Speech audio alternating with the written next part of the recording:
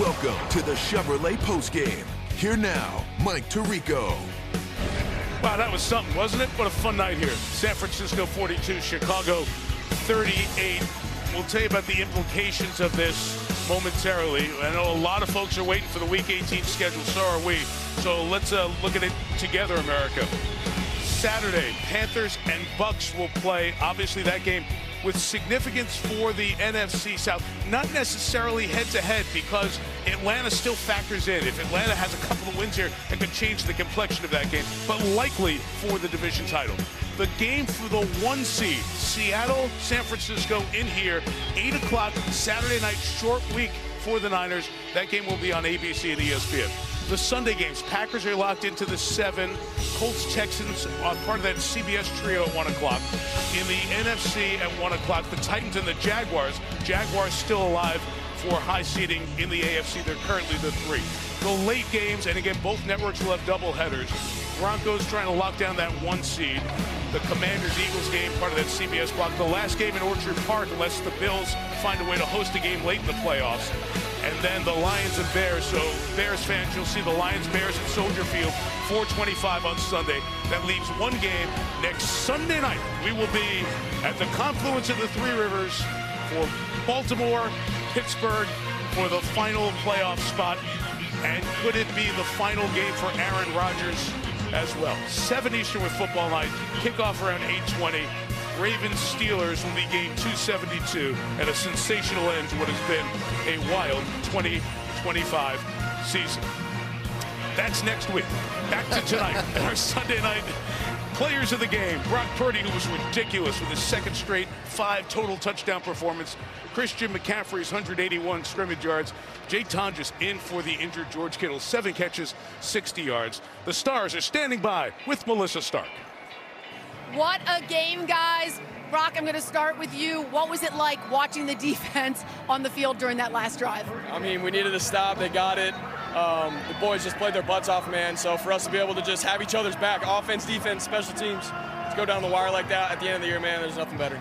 Trent Williams was singing your praises to me, and he said you take leading this team so seriously that it's really fun to watch you have some of those celebrations and to actually show that you're human. Tell us about those celebrations you had. Yeah, it's just in the moment. You know, you score. It's a big part of the game, and you just want to get the guys to feed off the energy and keep it rolling. And this game's all about momentum, so however I can help the team out.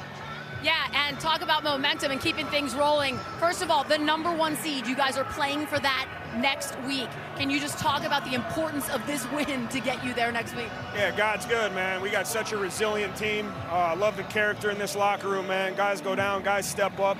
You know, we really are one family, and I love those guys in the locker room and these guys right here. I'm just super proud of our team. You had a season high in rushing yards tonight. How are you so consistent in your production? And O-line, tight ends, fullbacks, and they block so well and open up lanes for me. It's just my job to go out there and hit it. Brock making plays on 3rd down, 1st down, so whatever it is, opens up the run game for us. So, man, we got a great collective unit, and again, I'm just proud of our guys. Jake, come in over here.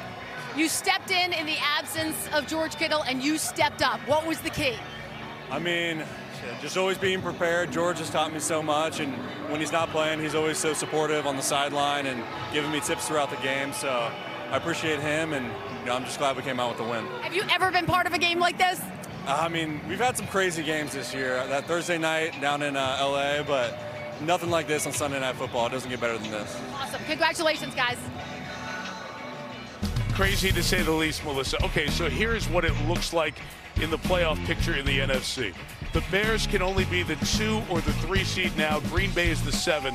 So there's a terrific chance that you'll see a Bears-Packers rematch if the Bears beat the Lions at Soldier Field next Sunday. The Eagles are in there at the 3 spot. Obviously, Carolina and Tampa are for that last spot that is unclaimed at the moment. Let me just give you just one brief note on that. Carolina wins the NFC South with a win against Tampa, which could happen Saturday in the early window. However, if Atlanta wins tomorrow night against the Rams, not likely, but this is the league, who knows, and then Atlanta wins again on Sunday, that gets Carolina the title. So there's a possibility of that changing the complexion in the NFC South. 2 Atlanta wins. We'll know more about that tomorrow. San Francisco, Seattle on Saturday night here for the #1 seed. That one is pretty simple. Not simple was what happened on that last play. Want to take me back there? You know, we've been looking at it here a little bit, there was a little bit of a chance, right, that Caleb could have made a play. It's going to end up being right about here in the back of the end zone. So as Janae Walker goes all the way across the field from here, if I've got this right, then he is going to end up with an opportunity. Actually, it might be right there.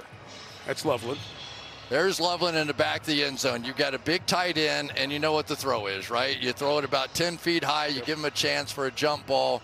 But that was well played on defense. It simply was a guy that scrambled, fought his guts out all night, and Caleb Williams has come up so big in those situations.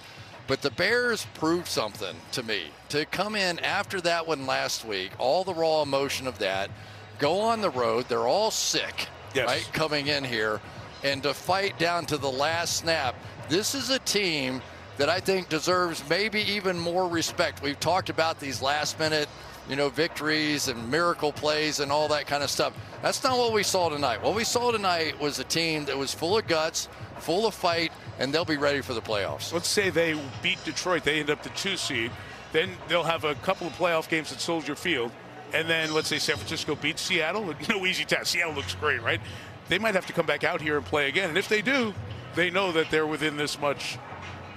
We would like to volunteer to do that game if we get here to see that one again. Or if it's the AFC Championship game, I'll be happy to have my feet up having a beer, and I'll watch Burkhardt and Brady have at it, right? This is really what it's all about. And this is, in many ways, the most unusual year I can remember in the NFL.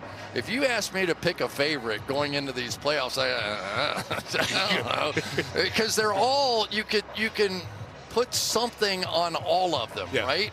And it's just going to be amazing to watch these young quarterbacks that we've got in these playoffs right now go at it. Because I don't know what any of them are going to do, but this is when legends begin to be built in these moments. And we saw 2 good young quarterbacks really putting on a show tonight. And we're going to talk a lot about what happened today in the NFL in just a moment. And Brock Purdy, a little quality there. Let's create some content for the gram. Why not, right? The way he played so well. Second consecutive week, 5 total touchdowns. 4-point San Francisco win. They control the path to the #1 seed. Well, much more right after this.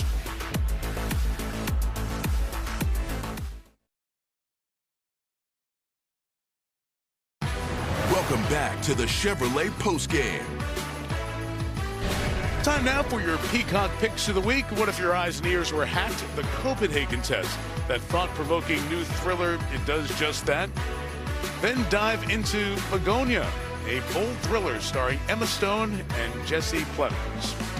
NBA Monday on Peacock. We'll have the Cavs and the Spurs. You can check out Wemby at 7:30 Eastern, and then the terrific 19-year-old Cooper Flag of the Mavs taking on Portland at 10:30 Eastern Time. And right now, Sunday Night Football final set to kick off. Jack Collinsworth, Tony Dungy, Rodney Harrison, joined by Kyle Juszczyk on the set. Starting right now on Peacock. What a Sunday, what a week it was, going back to the 3 on Christmas Day. Congratulations, New England, the Patriots. Drake made 5 touchdown passes. You were right last week when I scoffed at you. He is in the MVP conversation. Patriots win the division, stop the Bills run atop the division. So that loss by the Panthers, the loss by the Bucks, means that's perhaps one game for the NFC South title, unless the Falcons win out. Falcons play the Rams tomorrow night, and then the Falcons play on Sunday. So it could be Tampa wins the game, and then we're still watching to see what happens with the Falcons if Atlanta wins tomorrow night. And then the team coming in here on Saturday night, Seattle. They beat Carolina 27-10 in Uptown Charlotte. They are the #1 seed if they beat the Niners. The teams met week 1 in Seattle. Niners won that. Very different teams, very different story at this point. What are your first thoughts when you think of Seattle coming in here? I think of our pool because I picked them to win and go to the Super Bowl. So that's honestly, if you want to really know what I was thinking, that's what I was thinking. 11-50, and I get that. There you go. Yeah. But, I fell in love with their defense the first time that I studied them, and I knew what they were going to be on that side of the ball. And then it comes down to Sam Darnold, Jackson Smith, and Jigba. The way they've been running the football here lately, I mean, it's really been exciting. I think all these teams are slightly flawed. I think you can go through the entire playoff field and go, yeah, but, to quote John Madden, right? Yeah, but on every one of them, which is what makes this so intriguing, right? I mean, San Francisco, you got to question the defense a little bit, where they are at this point after watching this one tonight. It's been a little bit of what they've been going through. But my goodness, they're screaming up and down the field. Chicago's the same thing. Then they're going to go back and play in the freezing cold down there. I mean, this is really, I think, the most interesting playoffs that I've been associated with. On this field next Saturday night, the San Francisco offense against the Seattle defense is going to be great theater. Great theater. Can't wait. And we'll be sitting having dinner in Pittsburgh watching it all. Yes, we will. will Be in Pittsburgh next Sunday night for game 272. Will it be the last game for Aaron Rodgers? Will he carry the Steelers to the playoffs? Will Derrick Henry run through the Steelers? A preview of that matchup when we come back on Sunday Night Football.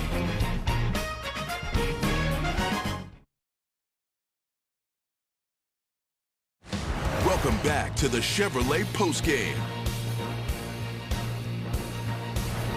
Game 272, final game of the regular season on Sunday Night Football. It's the Pittsburgh Steelers and the Baltimore Ravens. Such a great rivalry over the years. We've watched already this season. A couple of good tight games between these teams.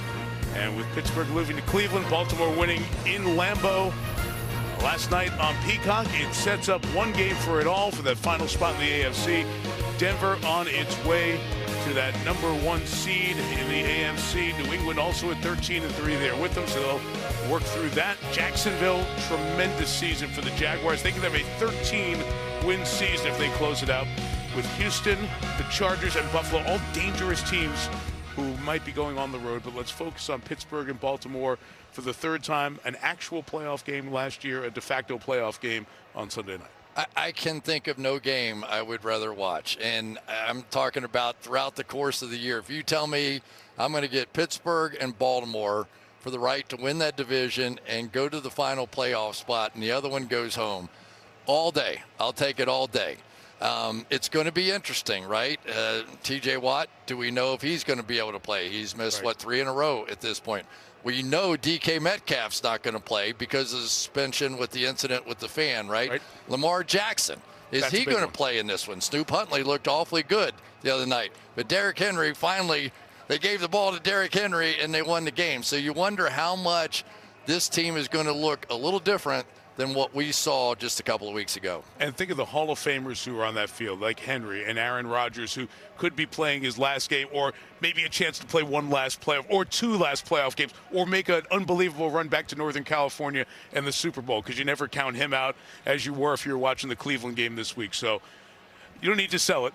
Game 272 usually sells itself, but this one takes the cake with Rodgers and the Steelers taking on the Ravens on Sunday Night Football. All week, countdown to the Winter Olympics on the Today Show. Friday, be there live when hockey stars Jack Hughes, Layla Edwards, Declan Farmer reveal the hockey rosters for Team USA in what's going to be one of the great parts of the Olympics as the NHL players and the terrific U.S. women's team and the sled team as well compete in Milan. That's Friday morning as you start your week with Today. Our final score, 49ers 42, Bears 38 in a classic. Thanks to our producer, Rob Hyland, our director, Drew Esikoff, our awesome Sunday night team, Terry McCauley here in the booth with us, Melissa Stark, Chris Collinsworth. Happy New Year, pal. Happy New Year, brother. Enjoy the rest of your 2025. Stay safe. We'll see you next Sunday night from Pittsburgh to wrap up this regular season. Niners 42, Bears 38. Happy, safe New Year, everyone.